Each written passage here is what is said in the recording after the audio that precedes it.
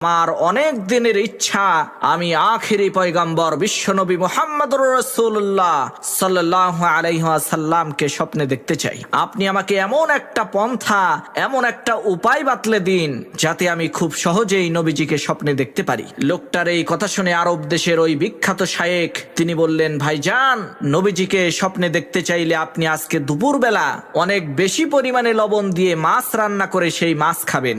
এরপর ঠিক একইভাবে রাতের বেলা অনেক বেশি পরিমাণে লবণ দিয়ে মাছ খাবেন, কিন্তু শর্ত হচ্ছে এই লবণ দিয়ে মাছ খাওয়ার পর আপনি কোনো পানি পান করতে পারবেন না। এই শর্তটা পালন করতে পারলেই ইনশাআল্লাহ আপনি নবীজিকে স্বপ্নে দেখতে পারবেন। লোকটা আরবের ওই বিখ্যাত আলেমের কথা অনুযায়ী দুপুর বেলা লবণযুক্ত মাছ খেলো, আবার এদিকে রাতের বেলাও লবণযুক্ত মাছ খেলো, যার কারণে তার প্রচন্ড পরিমাণে পানি পিপাসা লাগলো। তার গলা শুকিয়ে একেবারে কাঠ হয়ে গেল, কিন্তু সে পানি পান করতে পারছে না।